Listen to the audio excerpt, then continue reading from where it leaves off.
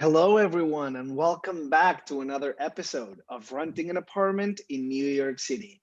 I am your host today, Rodolfo Delgado, and I am here with a very special guest today, an extra special guest, I would say, because we are speaking with Eleanor Meireles, who is based in Australia, in Sydney. Welcome, Eleanor. Thank you for being here with us today. Hi, Rodolfo. Thank you so much for having me on today. I'm really excited to talk about this with you. Me too, me too. And one of the reasons why today's episode is extra special is because we're going to discuss the differences between tenant rights in New York, the United States, and Sydney, Australia.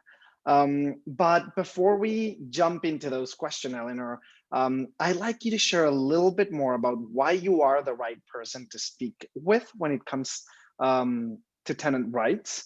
Maybe you can share a little bit more about you and your company.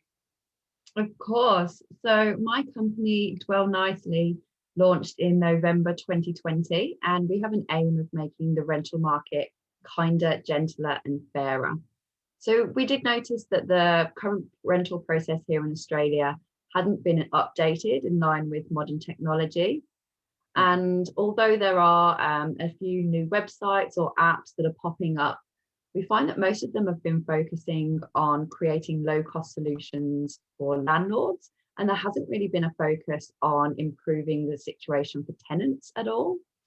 So our aim was to create a community where tenants could go and feel safe to ask questions around their rights and obligations, and we would be able to provide them with that information. So we did team up with a couple of other small businesses here in Australia to do that.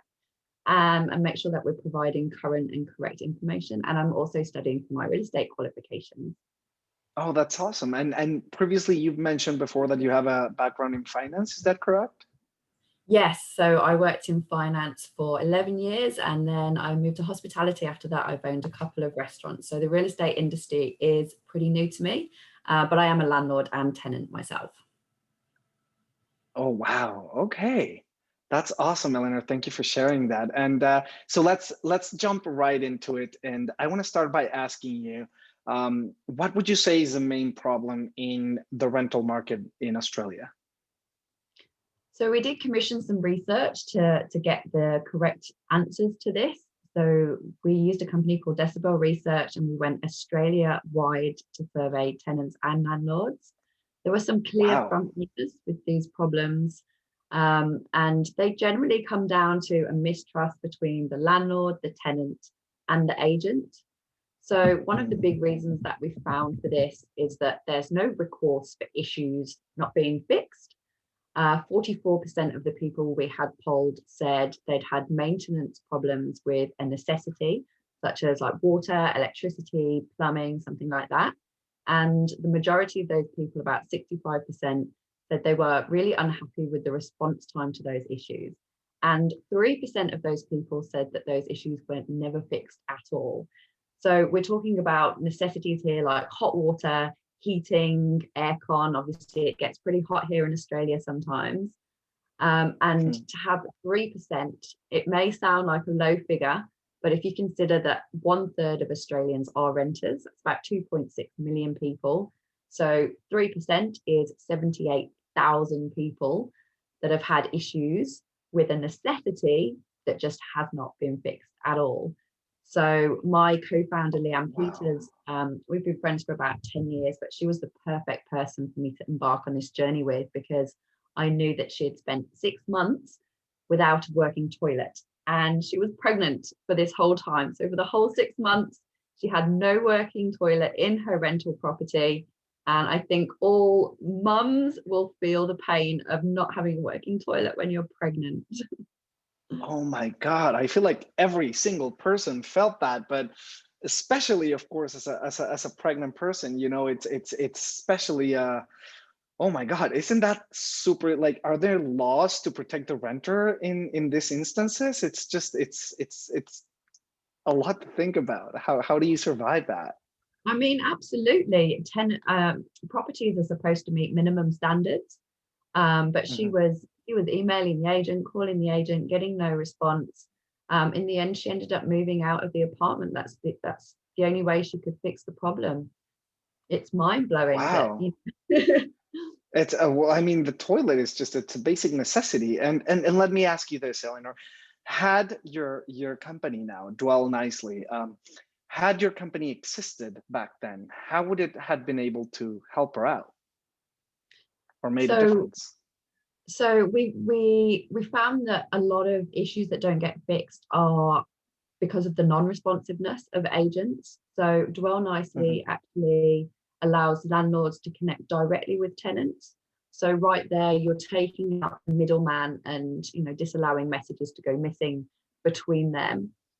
We also allow tenants to raise maintenance requests within the app, and then they are in control of when that maintenance request gets shut down.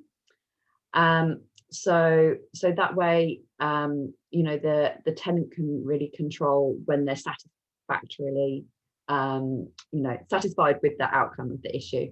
And the other thing that we do is we've embedded ratings and reviews, a little bit like Airbnb, which you're probably familiar with. So if the Yes. landlord chooses to ignore the request, that's going to negatively affect his rating, and then future tenants are going to see that. Wow. So more than focusing on the fact that you're gonna or that Dwell Nicely is trying to eliminate the middleman, would you describe before that your company as being a like a property management company that allows to submit a request if you're the tenant that your toilet's not working to the landlord, and they fix the issue and they can like classify it as done on the app? Is that how it works? I wouldn't classify it so much as a property management app. It just facilitates the process. So the landlord, once he Mhm. receives the request, he would be responsible then for going away, finding the person to fix it, sending them around and organizing all of that. But it facilitates the process and it really guides the landlord through what they need to do to meet their obligations. Okay, that's awesome. And does Dualcity promote any kind of properties or listings through their platform via the app or the website? Yeah, so landlords list their properties through the app. So we have a database of properties and then we have a database of tenants. And then we've utilized the old left right swipe function, a little bit like your dating apps. So you, as Okay. a tenant, would set up a profile and you'd be presented with properties that match your specifications and you'd swipe right for yes and left for no. Wow. Okay. It's an easy infrastructure to work with. I'm assuming most people have at one point in their lives either seen somebody use a dating app or use them themselves. So, Eleanor, tell me a little bit more about the rental process and how it goes down in Australia. Like, what are the requirements to rent an apartment there? Is it easy? Is it easy to get accepted? Oh, no, not at all. It's a very rigorous process that you have to go through. So you would have to attend a viewing. So firstly, you would usually go online to look for apartments. The apartments that you like would usually have a viewing time and date listed. These are usually done midweek in the morning. And it's really best if you are able to attend these ones, because if you wait until the Saturday viewings, you'll have hundreds, sometimes thousands of other people. And these viewing blocks are about 15 minutes long. So you can literally be in an apartment Thousands? fighting to get a look, to get a good look around. I'm from the UK. That's not how we do it there. In the UK, you Oh my would God. contact the agent, create a time, the agent would show you around. I'm not sure how it works in New York, but I was taken aback at this Yeah. en masse process they have here.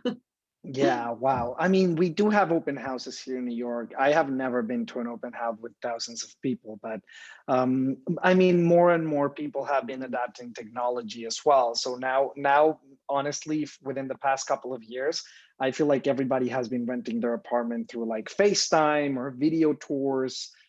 Sending a link with the video, what we offer at Replay Listings. That's a good way to get an apartment, especially during times of COVID, because I cannot imagine Yeah. hundreds of people, just the rotation that place gets could be not the safest in terms of virality, like of the virus and all that, right? Um, Yeah, and so tell us how Dwell, or what Dwell is doing to kind of ease some of the issues that you just described, with the hardship of renting an apartment. Well, I mean, it goes beyond that. It's not just the mass viewings that are a problem here. The whole process is very archaic. You have to print out a hard copy application, fill it out by hand, include all of your documentation, and you have to take that with you to the viewing to stand a chance of getting a rental. You know, you can hand it in afterwards, send it off, but if you do that, you know, you're not going to be in with a chance. The competition here is so high. You have to have that stuff ready to go before you've even seen the apartment. Bear in Wow. mind, each apartment will have a different agent. They'll have a different application form asking different questions. So Mm. the amount of information that you need to amass is incredible. Not to mention, you know, people don't have printers nowadays. You know, it's often a pain to go and print something out. You have to go to your local Absolutely. news agents, and it's, you know, people don't have printers at home Yeah, anymore.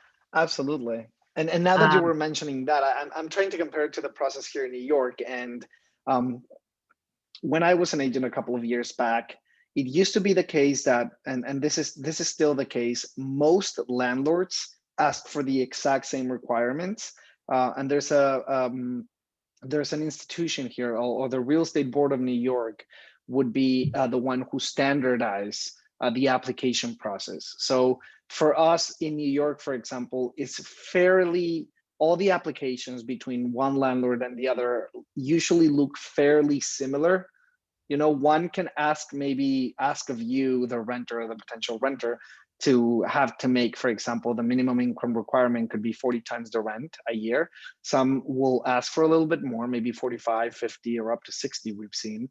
But the application process is fairly similar across the board. And Standardized, lately, which this makes sense. past, yeah, a very standardized process. And lately, this past few years, we've seen a lot of landlords now even give you, the tenant, the option to apply online. It's, you go to a web page, you submit the documents, and you get a yes or a no within a couple of hours.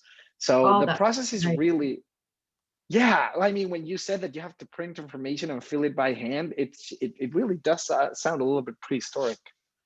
Um, Yeah, it's so crazy. yeah, I'm assuming that the real So estate that's, market over there can use that improvement from Doll nicely, huh?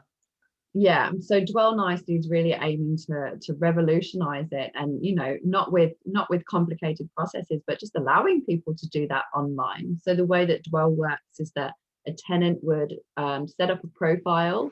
They would Mhm. include all of their relevant documentation in that profile, and then they would use that profile as an application for all of their properties. So when they match, they do a right swipe. If Wow. the landlord does a right swipe on them, they would do a match, and the landlord can then see they've got all of their documentation there. So they're including the same information for all their sort of applications, which just That's simplifies the amazing. process. Yeah, Absolutely. And it seems like Dwell is actually solving a couple of issues here, right? One includes the lack of transparency within that industry. The other is the simplification of the process by really injecting the process with the much needed technology that's been lacking for the past couple of years. And and I want to go back a little bit to the, because we were discussing earlier the laws that prevent renters for discrimination, to have any form of discrimination. And yeah, I remember you mentioning that recently, it was only until like recently that in Australia, you know, you had a new law passed for to avoid discrimination. absolutely. So one of the states here in Australia, there are 7 states here. So in Victoria, on the 29th of March 2021, passed a law to say that people could not be discriminated against in their applications. So we have a In real in problem a base of here. what? Like in a base of race or color or uh, Across gender a or? range. I think there's 11 different categories. So yeah, race, Okay. sexual orientation. So single mums have often, often found it hard to Marital get. status. Yeah. Exactly. Yeah. Yeah. So there's a range, but that is one state. So there are general laws across Australia, but our processes of policing that are slim to none. I think it's very reliant on people reporting instances of discrimination, and people just don't tend to do that. So it's, Yeah. we still have a way to go. Yeah, when you share that with me, it was really shocking because, even though that I'm here in New York seeing, a lot of really laws protecting tenants, I'm always, naturally, humans are always focused on the area of improvement, right? So we're looking at everyone that they're not protecting, and we're saying, New York has a long way to go, because it was only in 2020 that the Supreme Court actually passed or ruled that the word sex, when it comes to discrimination based on, race, gender, sex, and others, sex includes sexual orientation and gender identity. So it's only until 2020 that the Supreme ruled that the LGBTQ community be protected from discrimination against housing, which is, for me, mind blowing. I cannot believe that they were not, that these communities and minorities were not protected before. However, I will say that in the US, we have had the Civil Rights Act of 1968. And in that Civil Rights Act, there's a very important section called Fair Housing, the Fair Housing Act, that has, since then protected a lot of minorities. I'm not going to say all, because not even today all minorities are protected, sadly, but a lot of minorities. So I do believe that the US might be a little bit more advanced. Is that the question? In terms of implementing laws that protect minorities? That's the only way to put it, honestly, because Sounds yeah. like it. Yeah, it sounds like it. I mean, at least we are taking steps in the right direction, and obviously some states are ahead of others, but we're moving the right direction. And of course, Absolutely. The US does pave the way in a lot of these things with your marriage equality laws, for example. We were a little bit behind on that, but we got there eventually.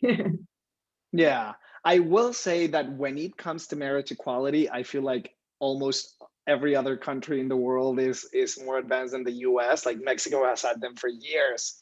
I think that Canada as well.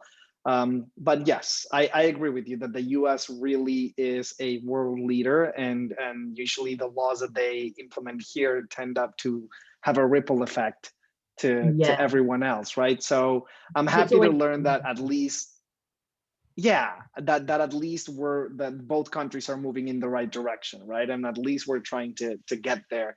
And do you think, Eleanor, that the Australian government has, that the laws that they implemented recently are enough to make the process work more fairly? I believe so.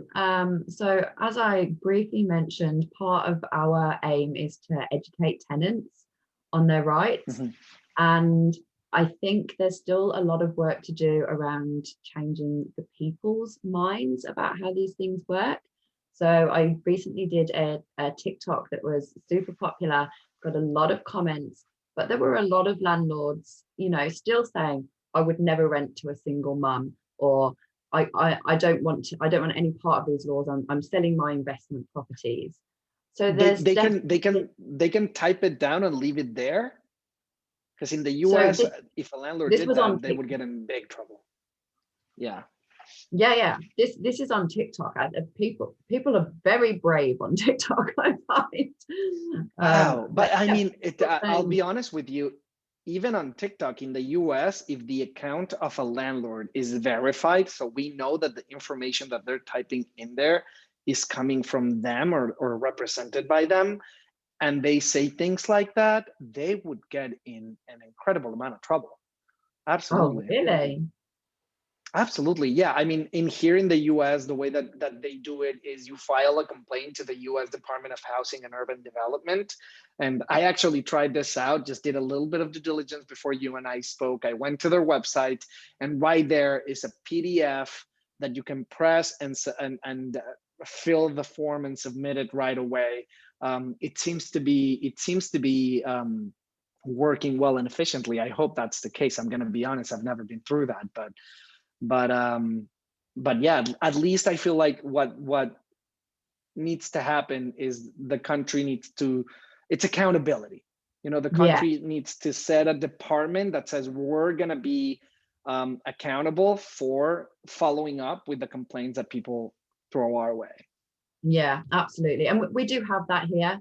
Each state has its own fair trading or consumer affairs department, and they are the ones that deal with complaints for each state. But even that is a bit of a mess. So if you were in Victoria, for an example, and you had an issue with your landlord that you wanted to take them to VCAT, it's called, Victoria Consumer Affairs.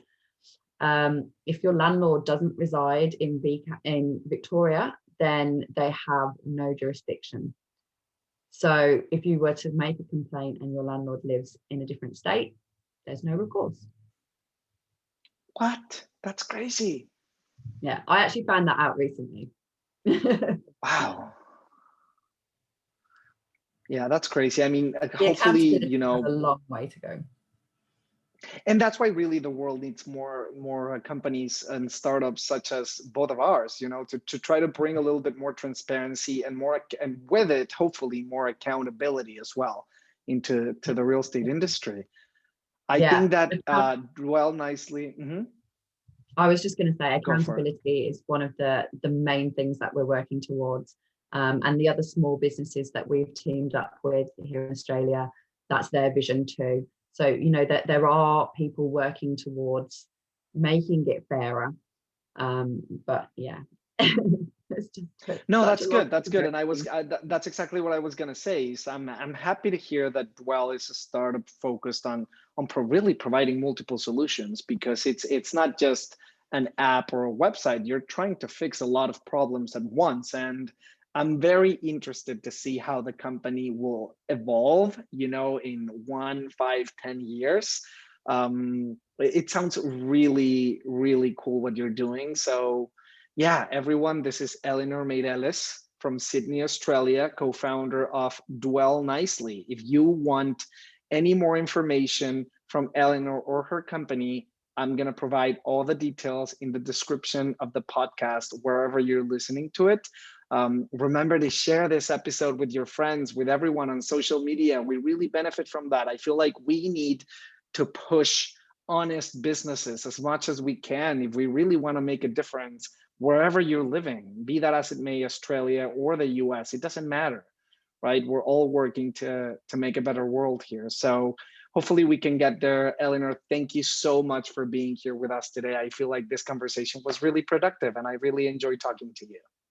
Thanks, Rodolfo. I've really enjoyed being here. It's been a pleasure. Thank you. Have a good one, everyone. Bye-bye.